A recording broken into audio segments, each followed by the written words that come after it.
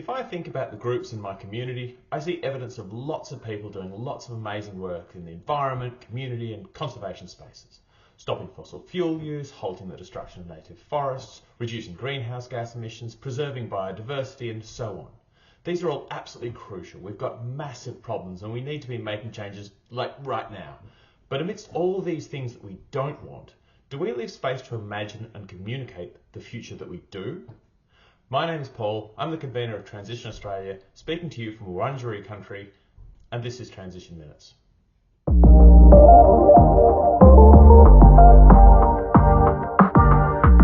"10 years ago, I was guided through a simple, powerful thought experiment that was tangibly different from anything I'd done before. It involved imagining a desired future and taking the time to ask the what-if questions. What if we were successful at transitioning to a localised, sustainable and just future? What would my life and that of my community be like? The impact of describing this desired future in a very person-centric way, down to the smells, sounds and interactions, was profound, and it filled the space with energy and hope that renewed a desire to take the practical, political and social actions that the group was focused on. Fostering positive visioning and creativity is one of the core values of transition culture, and it has a lot of benefits to all individuals and groups, regardless of what your banner or focus is.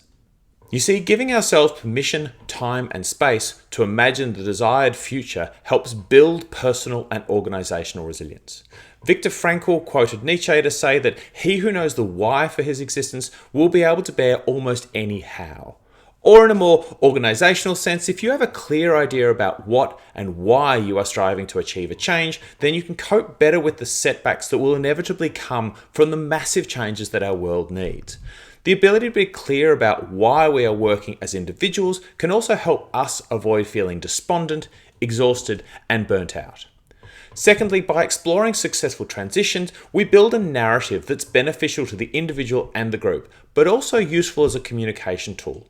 After all, Martin Luther King engaged the civil rights movement not by listing problems, but by sharing his dream. Our brains are hardwired for stories and also really good at avoiding considering massive, slow-moving and global crises. If you can communicate a narrative of the change you want and invite people to join and add on that story, you work in the way the brain functions, not against it. Finally, spending time in this brain space allows us to build our imagination muscles and makes clear room for creative solutions, which might just give us the opportunity to see the problem in a way that we had not considered before. You might have heard the saying, you can't solve a problem with the same mind that created it. But in our rush to make the urgent changes that are required, how many times have we fallen into patterns of competition, hierarchy, growth, and so on? If we're actually going to succeed in transitioning to a better future, we need to build these creative and imagination muscles. This is particularly important for our young people who are growing up not only in an era of crisis, but also one where devices present wall-to-wall experts and platforms that constantly seek their attention, which stops them from having time and space for creative boredom. Now, I don't want to pretend that positive visioning is enough. It's not. I also don't want to give the impression that acknowledging a level of grief at the things that we've lost and the things that we're already baked in to lose isn't important. But by finding a space in our lives and our groups to imagine the future we want, not just the one we don't, we build resilience, we build a new story, we build hope that this change might just be possible.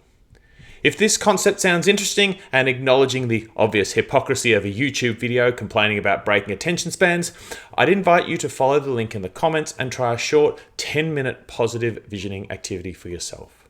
Or if you have your own thoughts about the value of positive visioning and creativity, then please leave us a comment. Either way, thanks for tuning in to Transition Minutes, and I'll see you next time.